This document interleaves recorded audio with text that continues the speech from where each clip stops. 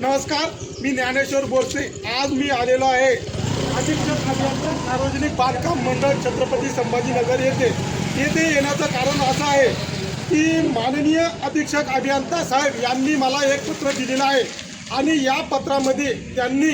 मला असं कळवलेलं आहे की आज दिनांक 19/1/2026 रोजी दुपारी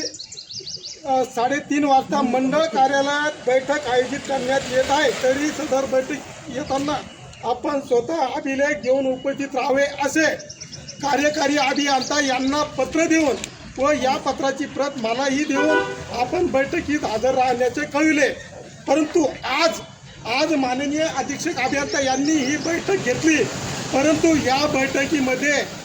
जी मी बांधकाम उपविभाग फुलंब्री यांच्या विरोधात जी तक्रार दाखल केलेली आहे त्या तक्रारीच्या अनुषंगाने संबंधित उपअभियंता यांनी कुठलेही अभिलेख किंवा योग्य ती कार्यवाही केल्याची अहवाल सादर केलेला नाही व त्याचप्रमाणे या विषय क्रमांक 1 मध्ये साबा उपविभाग अंतर्गत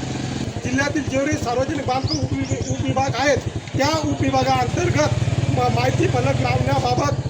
जी कार्यवाही चालू आहे ती कार्यवाही का झाली नाही याबाबत ही माननीय अधीक्षक अभियंता यांनी कार्यकारी अभियंता श्री शेषराज चव्हाण साहेब यांना उत्तर दिली नाही। परंतु आज ही जी बैठक आयोजित केलेली आहे ही बैठक कशासाठी आयोजित केलेली होती याचा उद्देश स्पष्ट होत नसल्याने कार्यकारी अभियंता अधीक्षक अभियंता उपअभियंता हे संगनमताने जो प्रकार सुरू आहे प्रकरणातील हे दडपण्याचा प्रयत्न करीत आहे की काय असा एक प्रकारे संशय निर्माण होत असल्याचा या ठिकाणी प्राथमिक अंदाज येत असल्याने त्या संदर्भात मी माननीय अधीक्षक अभियंता यांना लेखी पत्र देऊन सदर बैठकीबाबत नाराजी व्यक्त केलेली आहे। धन्यवाद।